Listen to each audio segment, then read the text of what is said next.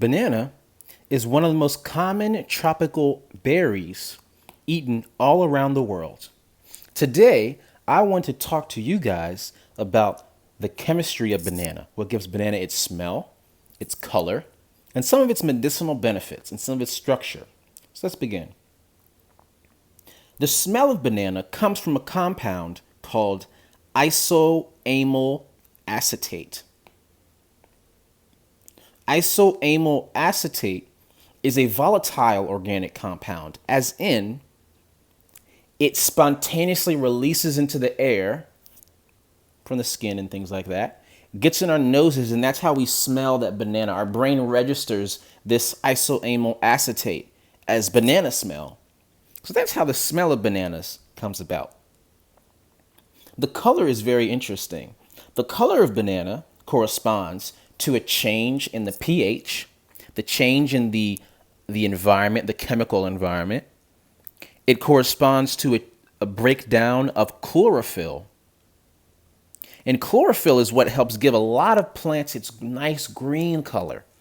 Chlorophyll will break down and go from green to yellow to brown. And during the course of that process, the starches break down. And we know the word starch from things like potatoes and other vegetables. Starch is what gives a lot of vegetables its structure. And when starch is broken down, it turns into sugar. So the structure of the banana breaks down, gets a little soft and turns to sugar, and that's what gives us that nice, sweet, delicious flavor. Again, the color, the pH change, the chlorophyll going from green to yellow to brown, and the starch, the structural components turning into sugars. Now let's talk about some banana vitamins. There are many different vitamins in banana. I'm only going to talk about two. One is called riboflavin. In other words, vitamin B2. Vitamin B2 has a lot of different benefits.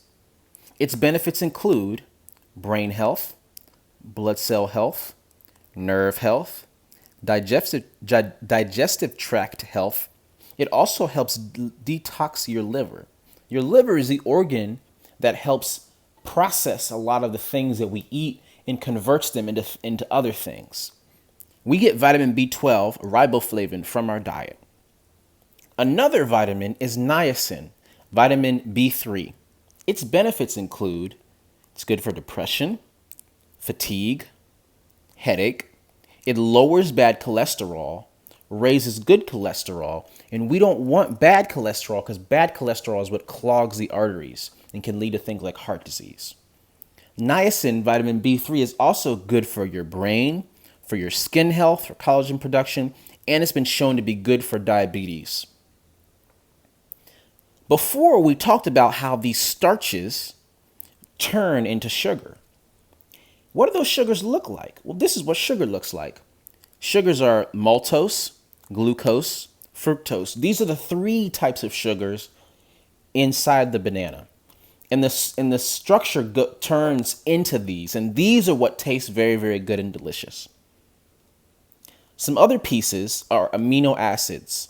When we think amino acids are precursors to protein. Protein, we think of steak and chicken and eggs and all that good stuff. But we need amino acids first. And these amino acids in banana are essential. There's two that I'm going to list. An essential amino acid is one that we cannot make ourselves. We have to eat it. It has to be in our food. Tryptophan is an essential amino acid that is a precursor of serotonin. Serotonin is a neurotransmitter in our brain. It's good for mood and a bunch of different things. So we need tryptophan. It's a really, really good amino acid. Another amino acid is histidine. Histidine is essential. We have to eat it in our diet. Histidine is good for mood, cognitive performance, but also what's interesting is that it is a histamine precursor. Now, histamine may sound familiar because a lot of us go through times in the year where we despise our nose and our sinuses and all the things that flare up and make us cry and give us headaches during allergy season. And what happens is that your body releases histamine in response to a foreign object, right? Which is something you're allergic to. And that's why you get all this congestion. And that's why allergies are terrible, because it's your body's response. It's your body's trying to protect itself, but there's something off. That's why we take antihistamines. They block the effects of histamine in your body. But while a lot of us don't like the effects of histamine, histamine is actually a very, very important chemical.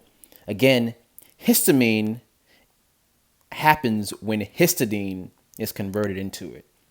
So amino acids, we have tryptophan. Tryptophan's also in turkey. And we have histidine.